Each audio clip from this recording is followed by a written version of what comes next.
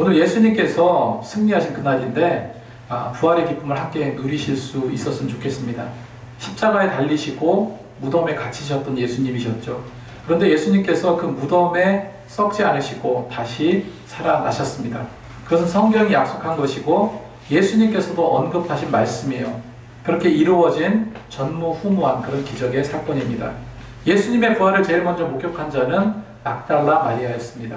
이 막달라 마리아는요, 예수님께서 십자가를 지시고 처형당하셨을 때 누구보다도 슬픔에 빠져 있었던 여인이었어요. 그래서 누가복음 23장 27절 말씀을 보면 예수님이 십자가를 지고 골고다를 향할 때 그 뒤를 따라간 무리들이 있었다. 가슴을 치면서 우는 여자들의 큰 무리가 있었다라고 성경은 말하고 있습니다. 그 가슴을 치면서 슬퍼하는 여자들의 무리 속에 막달라 마리아가 있었습니다. 그랬던 막달라 마리아와 여인들이 사흘째 되는 날 이른 아침에 무덤을 향해 갔습니다. 그리고 그녀의 손에는 향유가 들고 있었어요. 이 장사 지날 때 좀 미비했던 점이 있는가 싶어서 그 향료를 시체에 붓기 위함이었죠. 그렇게 무덤으로 달려갔던 겁니다.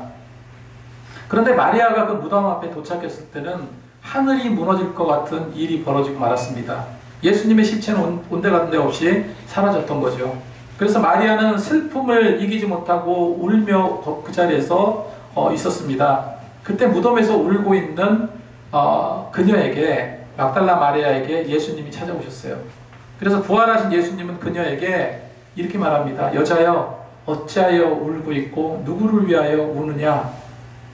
마리아는 그가 동산직인 줄 알았습니다. 그래서 혹시 당신이 내 예수님의 시체를 훔쳐갔으면 어디 있는지 가르쳐 주세요. 내가 가서 가지고 오겠나이다.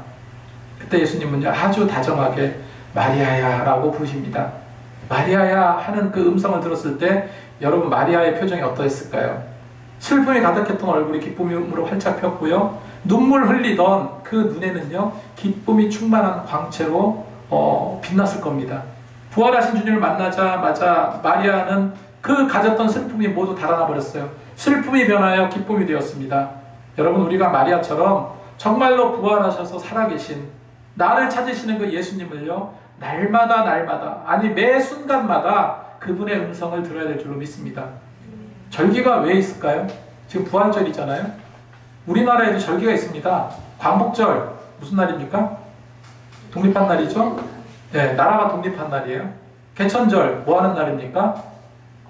뭐 나라가 태어난 날이라고 하고 3.1전 독립만세. 절기가 있는 것은요, 왜 있겠습니까? 그날을 기억하라는 거예요. 그날을 잊지 말라는 겁니다. 그날을 기리기 위하며. 만약에 광복절이나 3.1절이 없다면 사람들은 기억 안 해요. 그래서 뭐냐면 그냥 역사적인 사건, 옛날에 그런 일이 있었지, 이 국사책에서나 볼 수 있는 그런 역사적으로 인식하게 된다는 겁니다. 하지만 과거와 현재는요, 단절된 것이 아니라 이어가는 겁니다. 어떻게 한다고요? 이어가는 거예요. 마찬가지로 부활절을 기억하라는 것은요, 그 의미를 어떻게 하라는 겁니까? 되새기라는 거예요. 2000년 전에 우리를 위해서 죽으시고 부활하신 그 역사적인 사건을 오늘도 우리 신앙으로 이어가라는 거예요. 여러분, 어떻게 사람이 다시 살아날 수 있습니까? 그래서 믿음이 필요한 거예요. 바울이 목숨까지도 상관없이 담대히 복음을 증거했던 이유는 바로 부활하신 예수님을 믿게 된 그 믿음으로부터 비롯됩니다. 어떤 믿음입니까? 어떤 은혜입니까? 그 은혜를 오늘 살펴보고자 합니다. 첫 번째로, 부활의 믿음은 어떤 믿음이냐? 여러분, 부활의 믿음은요, 죽음을 이기는 은혜의 믿음입니다. 사람이 제일 무서워하는 것이 죽음입니다. 그래서 사람은 죽음 앞에 비굴해지기도 하고요, 무기력해지기도 하고 연약해지기도 합니다. 예수님께서 세상에 오신 목적 중에 하나는 죽기 무서워하는 인간들의 죽음의 공포에서 벗어나게 하기 위해서 오신 거예요. 히브리서 2장 15절 말씀에 또 죽기를 무서워함으로 한평생 매어 종노릇하는 모든 자를 놓아주려 하심이니 기록하고 있어요. 예수님께서 십자가를 지시고 붙잡히실 때 예수님의 제자들은요, 이런 죽음을 무서워했어요. 두려워했습니다. 그들에게 부활의 믿음이 있었습니까? 없었어요. 제자들은 예수님께서 부활하신다는 사실을 알고 듣고 있었지만 믿지는 못했던 거예요. 그래서 우리 신앙은요, 아는 것이 중요한 것이 아니라 믿는 것이 중요합니다. 성경 공부 아무리 많이 하면 뭐합니까? 그 지식적으로 받아들이기만 한다면 성경적인 지식은 늘어날 수 있어도 믿음은 되지 못해요. 말씀을 배우고 그 말씀이 아멘이라는 확신이 들도록 기도하며 노력하는 것, 그것이 진정한 성경 공부예요. 믿어야 합니다.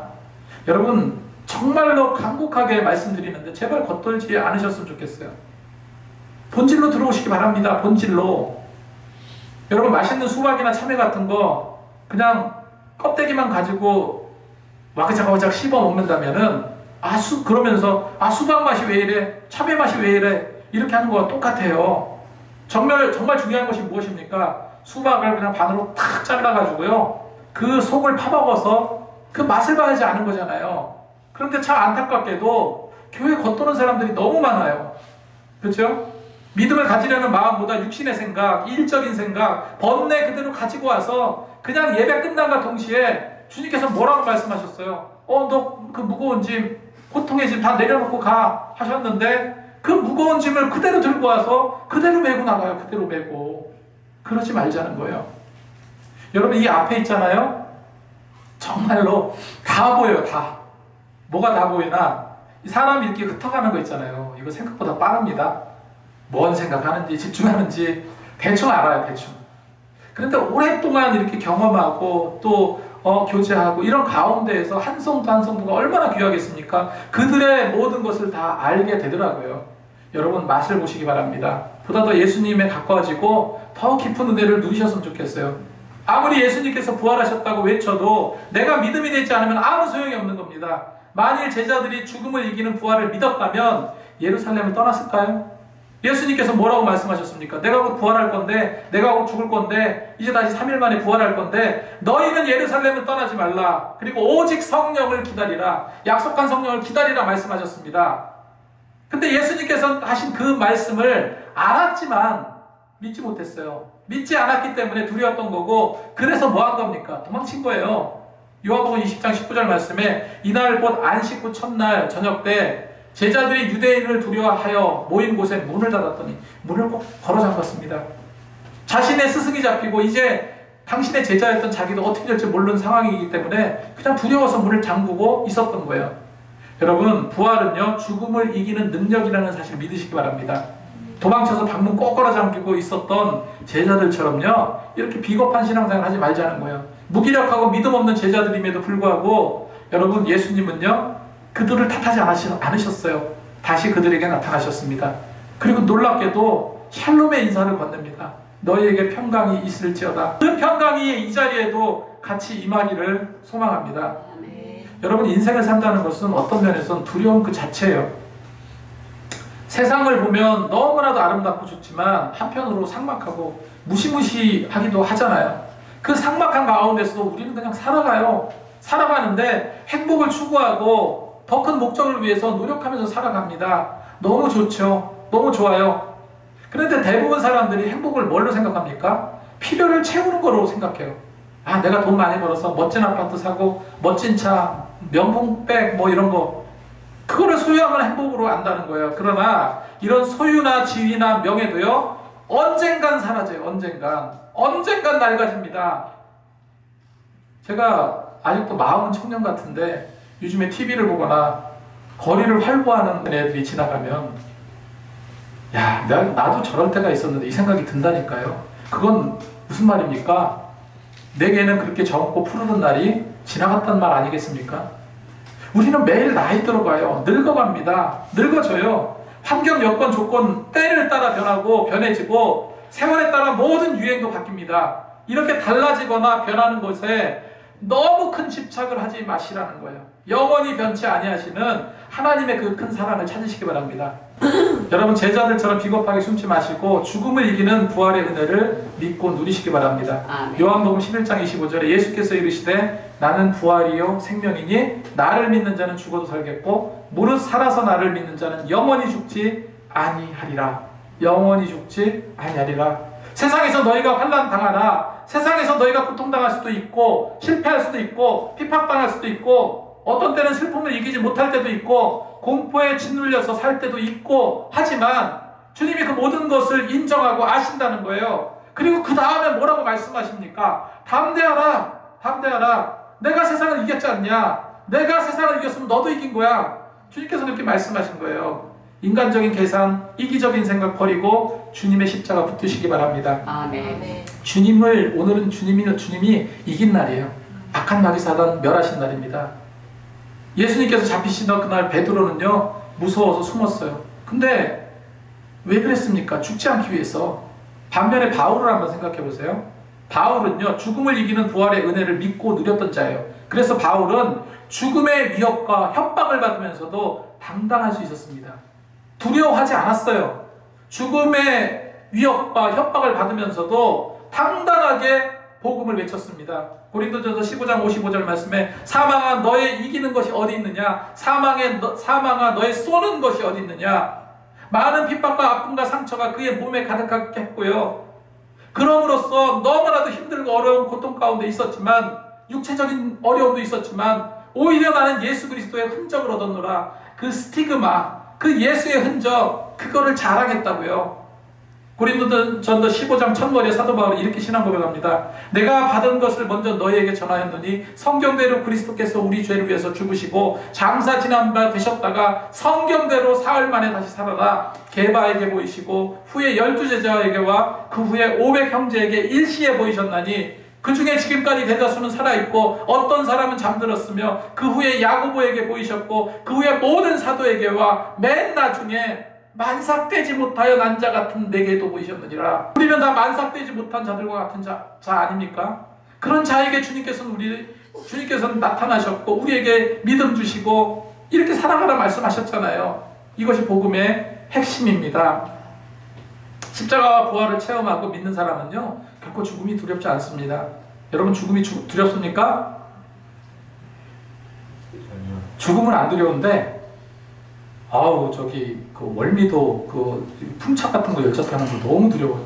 너무 무서워요. 못하겠어, 진짜. 여러분, 그리스도께서 죽은 자 가운데서 다시 살아나 잠자는 자들의 첫 열매가 되셨다. 그렇게 기록하고 있습니다. 보라, 내가 너희에게 비밀을 말하노니 우리가 다 잠잘 것이 아니요 마지막 나팔에 순식간에 호련히 다 변화되리니 나팔 소리가 나매 죽은 자들이 썩지 아니할 것으로 다시 살아나고 우리도 변화되리라. 우리도 변화되리라. 이렇게 말씀하고 있습니다. 여러분, 담대하게 죽음을 준비하시기 바랍니다. 살려고 애쓰지 마시고 비굴하게, 불쌍하게, 불행하게 그런 생각 갖지 마세요. 우리가 죽는 것은 우리가 사는 길입니다. 예수 그리스도의 부활의 힘, 능력으로요, 새롭게 보여주는 그 영화로운 하나님의 세계로 우리를 이끄실 줄로 믿습니다. 두 번째로요, 주일에 더욱 힘쓰고 노력하는 저와 여러분이 되시기 바랍니다. 사람의 가치는요, 무엇을 어떻게 힘쓰느냐에 달려 있어요. 사도 바울은요, 부활의 주님을 만난 다음부터 뭐에 힘썼습니까? 오직 주님의 일에 힘썼어요. 바울은 부활하신 주님이 지금 살아계시고 주님이 자기에게 할 일을 맡기시고 주님이 자기를 인도하시고 자기와 함께 하시고 주님이 자기에게 축복해 주시는 분임을 생생하게 체험을 합니다. 그래서 늘 고난 중에도 기뻐하고 환난 중에도 담대할 수 있었던 거예요. 그래서 사도행전 20장 20절 말씀에 나의 달려갈 길과 주 예수께 받은 사명 곧 하나님의 은혜의 복음을 증거하는 일을 마치려 하면은 나의 생명도 조금도 귀한 것으로 여기지 아니하노라. 어떻게 이런 고백이 나옵니까? 바울의 삶의 비결은요, 다메섹 도상에서 부활하신 주님을 만났고 그 믿음이 그대로 마음속에 남아있기 때문에 가능했던 거예요. 자, 세 번째로요, 하늘의 은혜를 바라보는 은혜를 덧입어야 할 줄로 믿습니다. 스데반이 돌에 맞아 죽을 때요, 하늘을 우러러 이렇게 얘기했죠. 사도행전 7장 56절 말씀에 보라, 하늘이 열리고 인자가 하나님 우편에 서신 것을 보노라 했습니다. 사도 바울은 인생의 최후의 결산이 하늘에서 이루어진다는 사실을 알았어요. 그래서 사람의 판단이나 자기 자신의 판단을 중요히 여기지 않았어요. 마지막 날 주님께서 하늘에서 자기를 향해서 어떤 판단을 하실지 항상 생각하며 살았습니다. 그래서 고린도전서 4장 4절 5절 말씀에 다만 나를 판단하실 이는 주이시라. 그때 각 사람에게 하나님께로부터 칭찬이 있으리라 했습니다. 그래서 바울은 천국을 사모하며 살았고 하늘에서 주님이 상 주실 것을 바라보고 살았습니다. 그러면서 많은 사람에게 어떻게 권면합니까? 너희 수고가 주 안에서 헛되지 않은 줄 알미라. 하늘을 바라보면서 정말로 주의 말씀에 힘쓰시는 말씀을 이렇게 늘 말씀을 채우시는 여러분이 되었으면 좋겠습니다. 오늘 말씀 정리합니다. 첫째로 죽음을 이기는 부활의 은혜 믿고 누리시기 바랍니다. 그 부활의 신앙이 내게로 덧입혀지기를 소망합니다. 두 번째로 항상 주님의 일에 힘쓰시는 저와 여러분이 되시기 바랍니다. 세 번째로 하늘을 바라보는 은혜를 누리시기 바랍니다. 지금 부족하지만 또 연약하지만요, 하나님께서는 채워주십니다. 이 부활의 신앙을 가지고 늘 삶에서 승리하시며 사시는 저와 여러분이 되시기 바랍니다.